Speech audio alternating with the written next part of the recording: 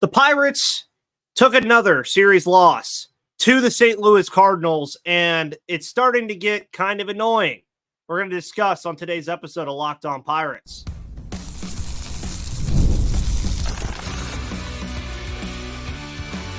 You are Locked On Pirates, your daily Pittsburgh Pirates podcast, part of the Locked On Podcast Network, your team every day.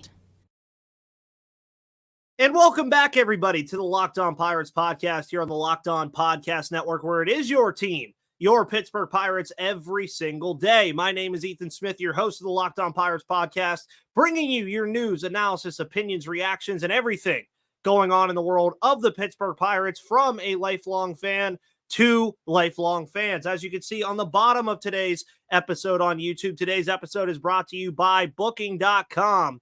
Booking.comThe. So make sure you go book your stay for all of your summer vacations at Booking.com because they are absolutely awesome for whatever you're trying to do this summer.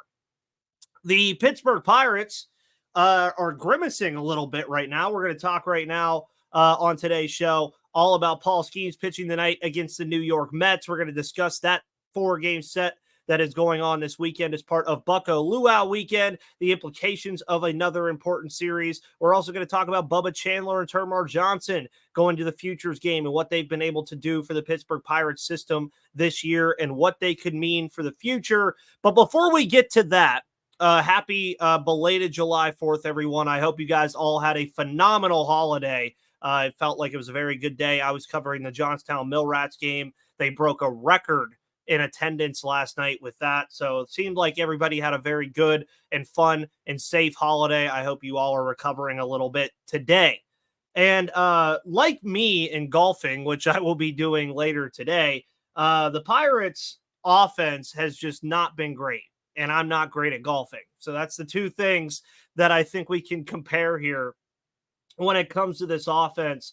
Because since we last spoke, the Pittsburgh Pirates lost to the St. Louis Cardinals 7-4 on Tuesday. Mitch Keller obviously continued his streak of 5 innings, but it wasn't a good 5 innings really whatsoever. Pirates were never really able to recover, scoring 4 runs in that game, all in the 5th inning. And then the offense kind of came back on Wednesday. O'Neal Cruz had the big walk-off victory to even the series up, and there was some optimism going into Thursday because it kind of felt like the Pirates might have found something there, especially when you're facing a guy in Andre Palante who entered the game with a +5 ERA to go into the game, so that was pretty frustrating on top of everything.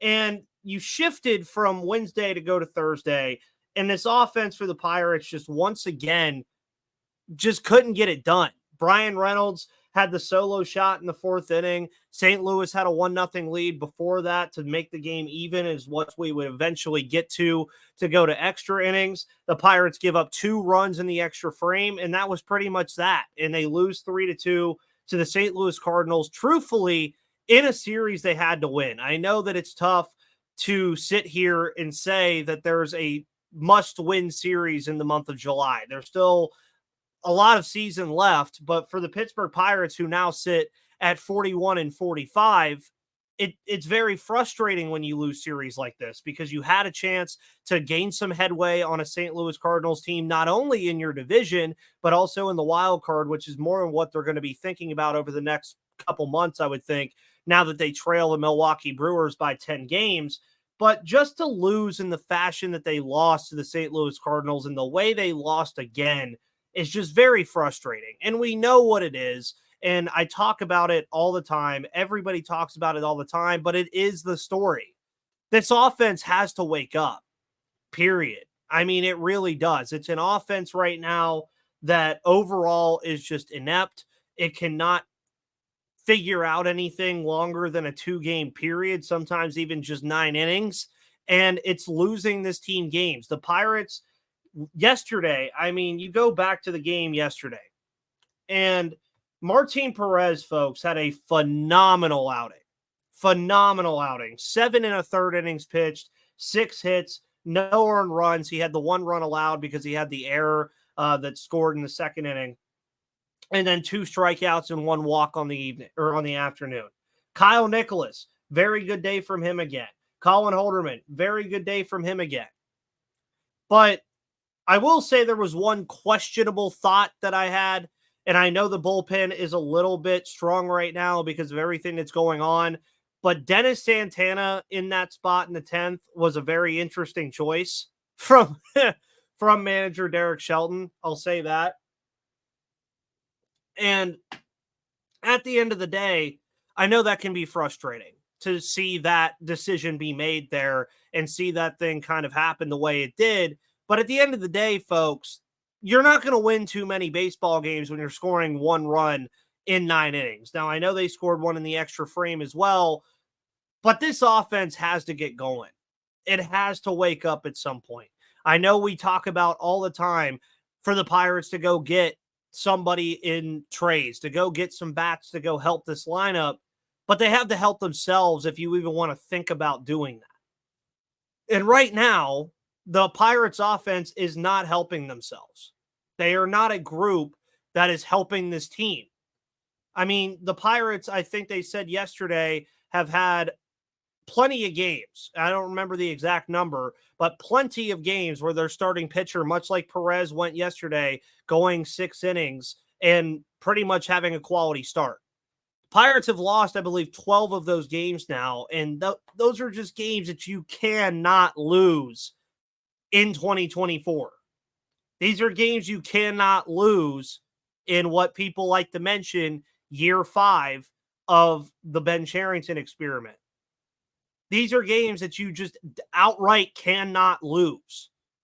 And for it to continually happen, it just continues to happen again and again and again. And I know that I preach about, something has to change and there are other options, but even those options aren't that great. We just saw Joshua Palacios come up. I know he's a fan favorite. He's a friend of the show. But as I said on Wednesday's show, he's not a needle mover. He's not a guy that you look at and say, yeah, he's going to change everything about this team. He's just not. And Jack Sawinski had one good game in the Cardinals series and did okay the rest of the way, but he's not really showing anything either. Rowdy Tellez, thank God he's hitting, because if he wasn't, this offense would be even worse off than it is right now. And Brian Reynolds, who had the solo shot yesterday, is really the only guy that's been massively consistent overall now. And Tellez, you could throw him in there if you want. But the Pirates desperately need this offense to wake up. It's getting to the point where it might end their season if this offense doesn't wake up. Yes, I'm getting that drastic. And you could keep preaching all about going to go get a bat in via trade. You can go preach it, talking about all these guys that the Pirates can go get to come help. They have to help themselves first. That's really, and you can kind of hear the somber tone that I have because I don't want to talk about this continuously. I want to talk about this team succeeding. I want to talk about this team being involved in the wild card race and a team that really has the talent to do so, especially when it comes to pitching. But when you have an offense, when you have an offense that just isn't really doing anything at all, and you're just standing there and doing nothing, what do you expect to happen? I mean, it's getting to the point of insanity. You're doing the same thing game in and game out and expecting a different result. And they need a fire lit under them. I don't know how they do it. I don't know what has to happen for that fire to start, but it needs to start now going into this series against the New York Mets. And we're going to talk about this series going into, 4-game set going into Bucko Luau weekend as the Pittsburgh Pirates welcome, Grimace in the New York Mets. We'll discuss that in just.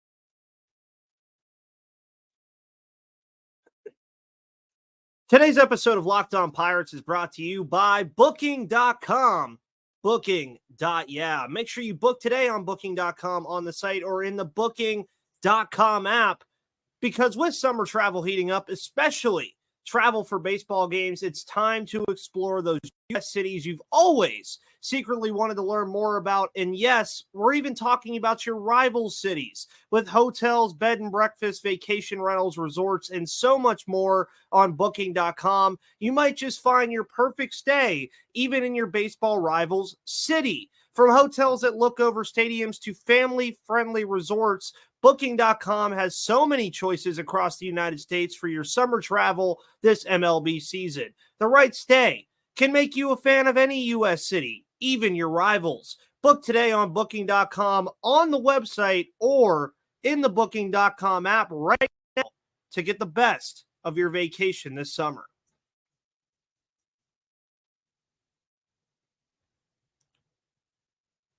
Today's episode of Locked On Pirates is also brought to you by eBay Motors. Passion, drive, and patience are the formula for winning championships and also what keeps your ride or die alive. eBay Motors has everything you need to maintain your vehicle and level it up to peak performance. With over 122 million parts for your number one ride or die, you'll always find exactly what you're looking for. And with eBay Guaranteed Fit, your part is guaranteed to fit your ride every time or your money back. Because with eBay Motors, you're burning rubber, not cash. And with all the parts you need at the prices you want, it's easy to make your car the MVP and bring home huge wins. Keep your ride or die alive at ebaymotors.com. Eligible items only. Exclusions apply. eBay Guaranteed Fit is only available to U.S. customers.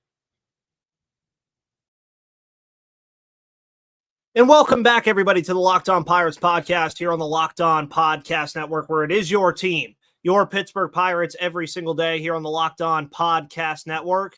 Make sure you also check out the Locked On Sports Today podcast here on the Locked On Podcast Network. It is the 24/7 streaming channel of Locked On, available to you on Amazon Fire TV and YouTube, where you're getting all of the news you need in sports from the local host of Locked On, like myself, every single day. And Grimace, hey buddy, Grimace is heading to town this weekend as the Pittsburgh Pirates will face the New York Mets in a 4-game series. And ever since that purple thing decided he wanted to throw out a first pitch, the Mets have been a much better baseball team. They're 42-43. The Pirates enter this series at 41-45. So, as saying once again, the Pittsburgh Pirates have a chance to make some headway on a team that they're also playing in the wild card race right now. The Mets, of course, are much higher in the standings in this wild card race, currently tied with the Arizona Diamondbacks at 2.5 back of the St. Louis Cardinals, who the Pittsburgh Pirates is currently lost to. Mets 6-4 in their last 10 games. The Pittsburgh Pirates 4-6 in their last 10. And it will be an interesting pitching matchup to kick off this series tonight. You're going to have Luis Severino versus Paul Skenes. We're going to talk about Severino a little bit first before we talk about yet another Paul Skenes bump day. Luis Severino, 30 years of age, has had a very good season. 5-2 record, 3.42 ERA and 16 starts, a 97 and a thirds innings pitch, 74 strikeouts, a 1.16 whip. You look at his last outing against the Houston Astros, pretty decent offense. 7 innings pitched, 8 hits, 4 earned runs, 1 walk, and 3 strikeouts.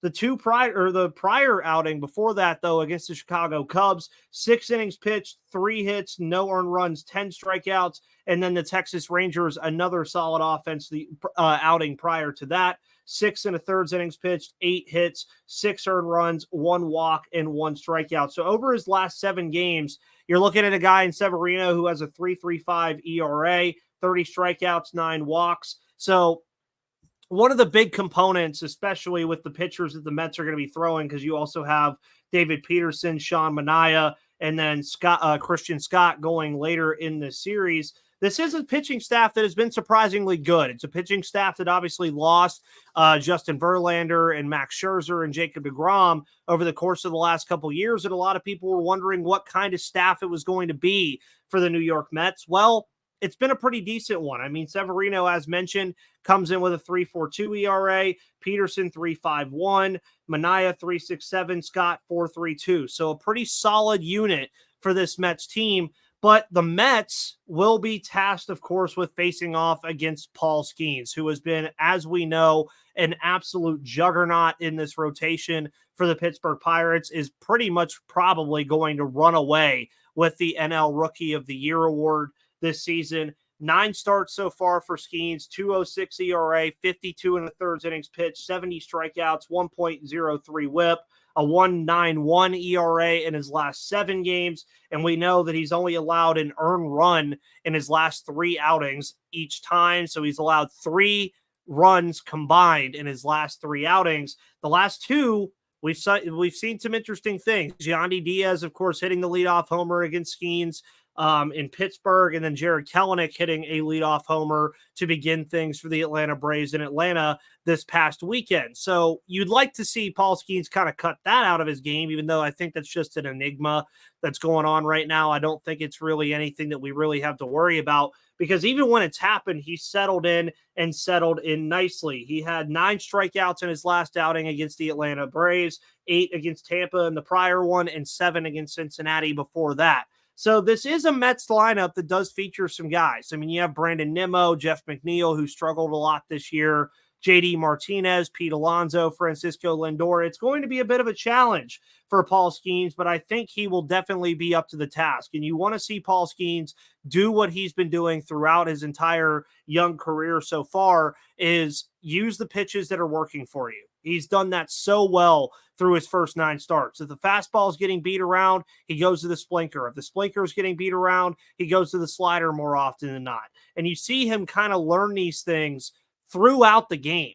Like, he's quite literally learning these things as the game progresses, as things continue throughout the game. And I think that's why you've seen such good success from him throughout his outings, because even when he does have the occasional leadoff home runs that he's allowed over the last 2 games, or the occasional bad inning, he just comes back and he bounces back. And that's what you want to see the Pirates do overall in this series, because you look at the other pitchers that they have going. It'll be Bailey Falter on Saturday, to be determined on Sunday, and Mitch Keller on Monday. You got the pitching too.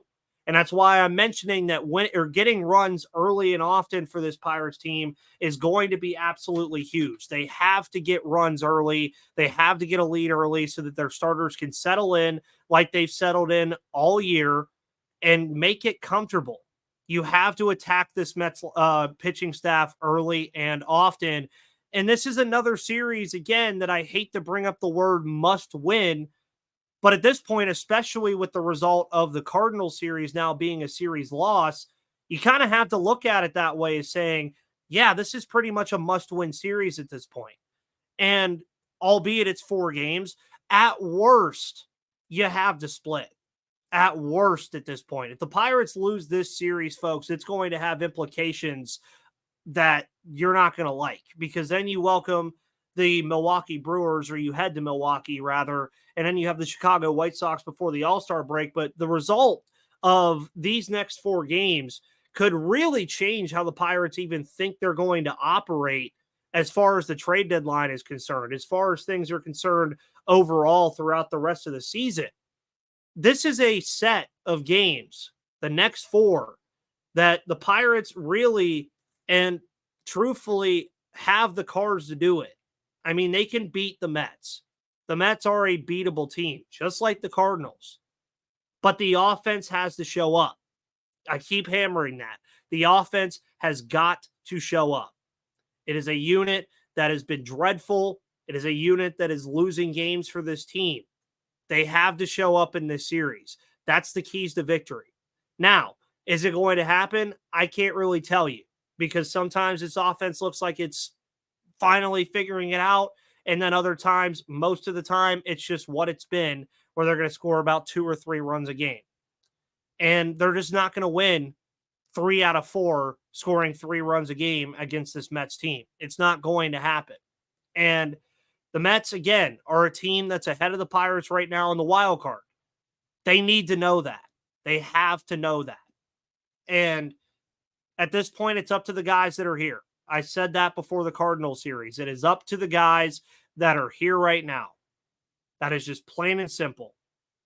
And if they can find a way to win this series against the Mets, and when I mean find a way, I'm talking about finding a way for the offense to get going, letting the pitching do its thing, and all the other stuff that we've been praying for and asking for from this team, then really you're going to get a little bit of erasure from that Cardinal series loss if they can find a way to flip the script and beat the Mets in this 4-game set. They have to. It is paramount that they do, because the sense of urgency needs to be there, because I know it's July, but if they lose this series, their chances of making the playoffs fade very fast. Very fast. So you hope that they could find a way to figure it out this weekend and into Monday against the New York Mets. We'll discuss more about that on tomorrow's special Saturday edition, because we didn't have a show on the holiday yesterday. We'll discuss more of that on tomorrow's show. But to end off today's show, I want to talk about Bubba Chandler and Termarr Johnson being selected for the Futures game, plus talking about what they could mean for the future on today's episode of Locked On Pirates.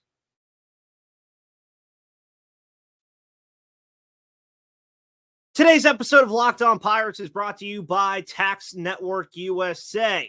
Because here on Locked On Pirates, we pride ourselves on getting you the latest news for your team, whether it's the offseason, the draft, spring training, or the playoffs. It's year-round. You know what else is year-round? Collection season.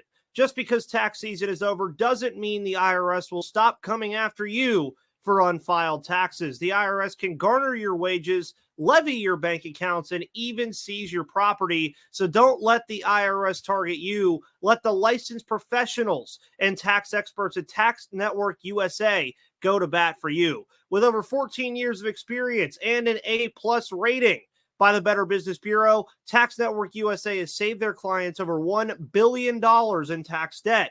Whether you owe taxes, have complicated matters that require tax planning, or finally hit that parlay this season and need help correctly filing, call 1-800-549-1000 or visit taxnetworkusa.com/lockedon, and be sure to mention Locked On Pirates at checkout, and you'll receive a $250 discount off of all the services that Tax Network USA has to offer.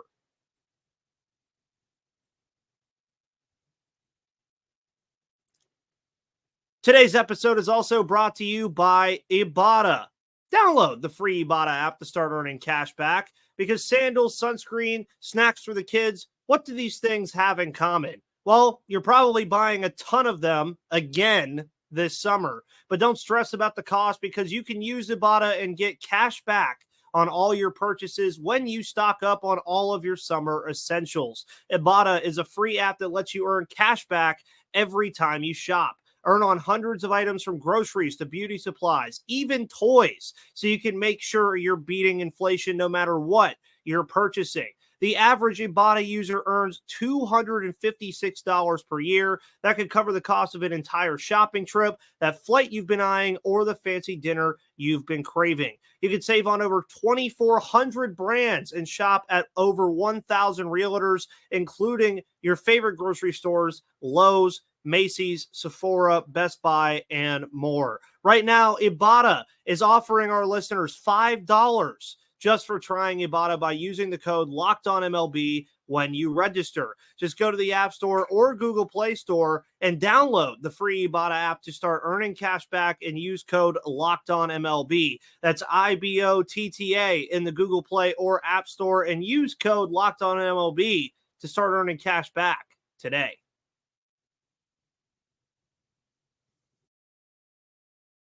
And folks, welcome back to the final part of today's episode of Locked On Pirates here on the Locked On Podcast Network, where it is your team, your Pittsburgh Pirates, every single day. And shifting away from the big league team just for a little bit, we're going to discuss Bubba Chandler and Termarr Johnson being selected for the Futures game, which, as I mentioned, when it was added a few years ago, I thought it was one of the better parts of the All-Star break and All-Star weekend. Well, it used to be weekend, now it's during the week.